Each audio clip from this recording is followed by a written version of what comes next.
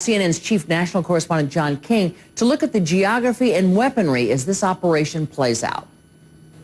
Candy, before we take a closer look at the initial wave, let's remind folks of the coalition partners here, the United States and Canada, Spain, France, Italy, and Great Britain. And this will be important heading into the no-fly enforcement phase. The United Arab Emirates and Qatar also participating, key Arab partners in this coalition. They will get involved, we are told, when you're in full enforcement of the no-fly zone. But in the early days, we are told, look for a continuation of what we saw in the first wave of Operation Odyssey Dawn. 110 cruise missiles used in the first wave, targeting key installations along the northern Libyan coast. Now, why?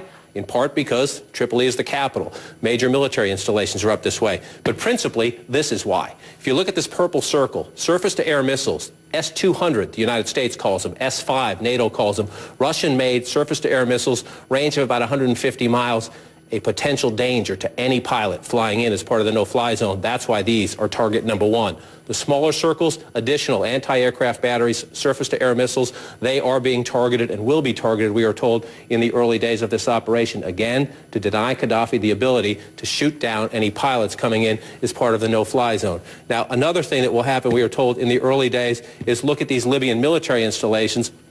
These are places from which Gaddafi can launch planes. We know the bases over here near Tripoli have been used against the opposition. This will be another goal of the coalition. Pock the runways, essentially. Bomb to crater the runways to make it hard, not impossible, but hard for Gaddafi to take off and land on those runways. Now, how is this being done? We'll take you out here. We'll show you some of the weapons used. Again, French fighters did launch the first bombs of this campaign, but overwhelmingly in the early days, we are told, look for Tomahawk cruise missiles, the USS Florida, Providence, and Scranton, 3 submarines in the Mediterranean. There's a British sub out there as well, the USS Barry, the USS Stout, both guided missile destroyers in the Mediterranean. What do all of these have in common? They fire this, the Tomahawk cruise missile. It hovers close to the ground. It can be programmed over its targets, the newer version, but we are told in the first wave, 110 fired, some the older version, some the newer version, all programmed aboard the ships and the subs sent into their targets. Here's what it looks like on the deck of the USS Barry. This is a Pentagon photograph. You see the cruise missile taking off, heading to Libya for its target.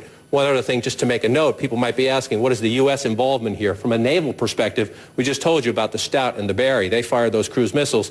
A number of other vessels, including, this is important, the Whitney, the Mount Whitney, a command and control ship out there in the Mediterranean, helping to coordinate all the activity going on. And one more quick look at how this could play out to remind people of the neighborhood. This is the Libyan coast right here. The French jets that dropped the first bombs, they were from up here. The carrier Charles de Gaulle, leaving Toulon to make its way into the Med. And these, all U.S. and NATO air stations, naval stations, facilities in Italy that will be used in the days ahead, both for refueling, coordination, repairs, and the like, and a number of vessels down here in the Mediterranean. And again, in the early days, Candy, we are told, expect much of what we saw in the first hours, targeting key Libyan installations along the coast, anti-aircraft, surface-to-air missiles, airstrips, communications, command and control. Most of them are right along here, Candy.